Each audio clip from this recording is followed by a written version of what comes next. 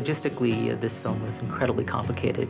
We had a massive amount of equipment that we had to move halfway around the world. Just getting gear in and out of Borneo takes an extraordinary amount of time. Today's the day of our big epic move upriver. Basically, production is replicating Baruti's journey to Camp Leakey 40 years ago, except this time we are bringing 15 boats with us, 15,000 pounds of production equipment. We've got 7 trucks here unloading them. We have about 50 people below us who are putting it all together, boat drivers and cooks and porters and the whole production crew. We're going to be living on the traditional boats for the next 10 days. It's going to be an amazing journey. I'm really happy to be heading up into Leakey, where it all began.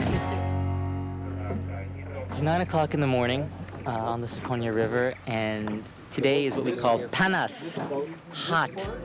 And you just notice the sweat and wet spots on everyone's shirt. It's really hot. Oh, hey. I don't know what those are, but I'm super important. The factor we're dealing with now is weather, and almost every afternoon we're dealing with a few hours washout kind of delay.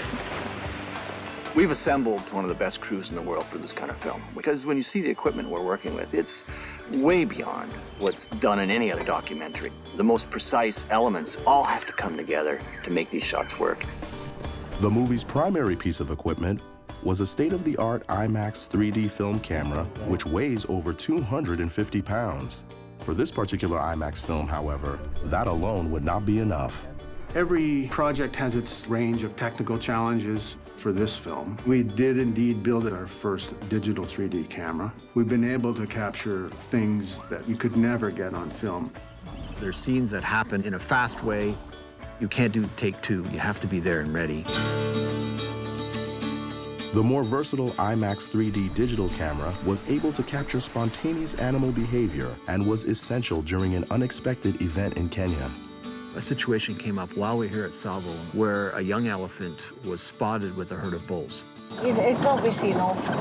The bulls wouldn't have taken it from the herd. We were there in the middle of this very crazy rodeo-type scene where they had to separate this little tiny elephant from the big bulls.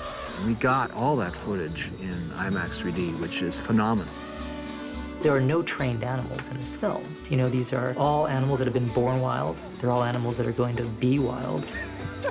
We can show up, and we can get all the permits and the visas we need, but we can't make any animal do anything. What we would do is we would just set up, and then sure enough, some elephant would come over, or some large orangutan would come along and do something really extraordinary. And the things that we filmed, we never thought we'd film.